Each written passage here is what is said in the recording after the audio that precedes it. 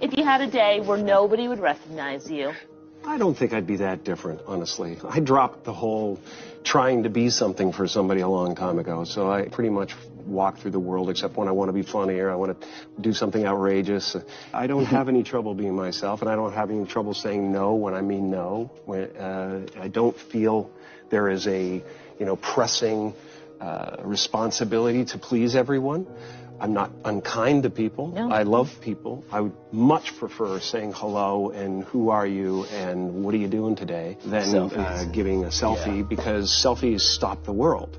They stop life. You then go like that, and it's going on Instagram to give people a false sense of relevance. People talk about depression all the time. The difference between depression and sadness is just, from happenstance. Whatever happened or didn't happen for you, or, grief or whatever it is. And depression is your body saying, I don't want to be this character anymore. I don't want to hold up this avatar that you've created in the world. It's too much for me. Deep rest. Your body needs to be depressed. It needs deep rest from the character that you've been trying to play. I act because I'm broken in a lot of pieces, and acting gives me a chance to reconfigure those pieces into 1,000 different things that are positive for people to watch. Was there ever a moment where you first sort of realized, I want to be a performer. This is the thing that I want to do with my life?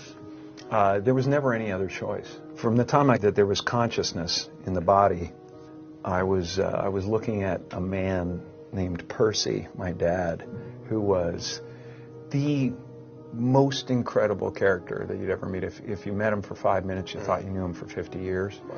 And he wrapped everyone that came into our house in stories and jokes, and I became his calling at a certain point. And he was always super behind me. But from the first time I can remember, him just lighting up the room, and him just wrapping everybody in a story or whatever, and going, oh, that's the thing I want to do. That's what I want to be. My father could have been a great comedian, but he didn't believe that was possible for him. And so he made a conservative choice. Instead, he got a safe job as an accountant. And when I was 12 years old, he was let go from that safe job. And our family had to do whatever we could to survive. I learned many great lessons from my father, not the least of which was that you can fail at what you don't want. So you might as well take a chance on doing what you love. I watched the effect of my father's love and humor and how it altered the world around me. And I thought, that's something to do. That's something worth my time. It wasn't long before I started acting up. People would come over to the house and they'd be greeted by a 7-year-old throwing himself down a large flight of stairs. They would say, "What happened?" And I would say, "I don't know. Let's check the replay." I'd go back to the top of the stairs and come back down in slow motion. Now, fear is going to be a player in your life, but you get to decide how much. You can spend your whole life imagining ghosts, worrying about the pathway to the future, but all there will ever be is what's happening here, and the decisions we make in this moment, which are based in either love or fear. So many of us choose our path out of fear disguised as practicality. What we really want seems impossibly out of reach and ridiculous to expect, so we never dare to ask the universe for it.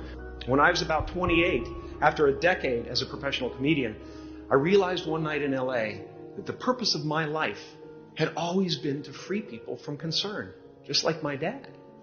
The only one I hadn't freed was myself, and that's when my search for identity deepened. I wondered who I'd be without my fame. Who would I be if I said things that people didn't want to hear? Or if I defied their expectations of me?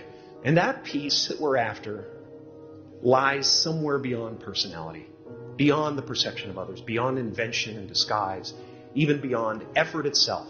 You can join the game, fight the wars, play with form all you want.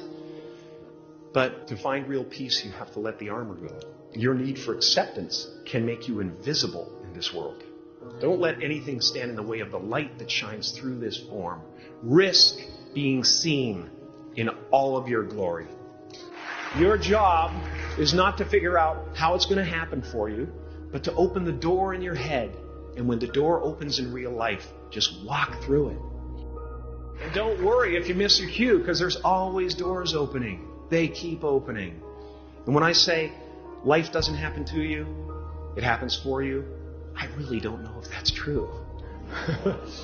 I'm just making a conscious choice to perceive challenges as something beneficial so that I can deal with them in the most productive way. You'll come up with your own style. That's part of the fun.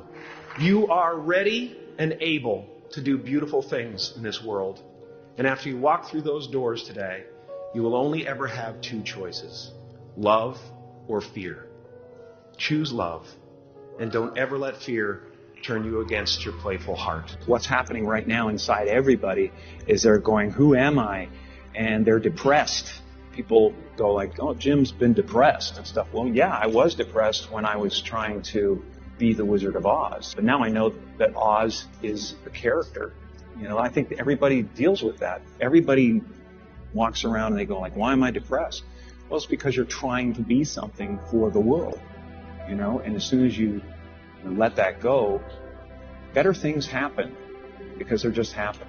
Right? It's not, now it's just sadness. You know, sadness comes, happiness comes. It's the weather that flies by in the sky. It doesn't sit on you long enough to drown you.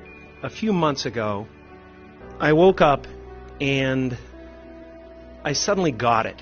I understood suddenly how thought was just an illusory thing, and how thought is responsible for, if not all, most of the suffering we experience. And then I suddenly felt like I was looking at these thoughts from another perspective, and I wondered, who is it that's aware that I'm thinking? And suddenly I was thrown into this expansive, amazing feeling of freedom from myself, from my problems. You know, when I go to sleep at night, I'm not just a guy going to sleep. I'm two-time Golden Globe winner Jim Carrey going to get some well-needed shut-eye. And when I dream, I don't just dream any old dream. No, sir. I dream about being three-time Golden Globe winning actor Jim Carrey.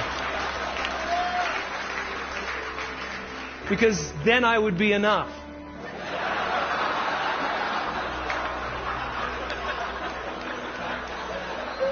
It would finally be true. And I could stop this terrible search.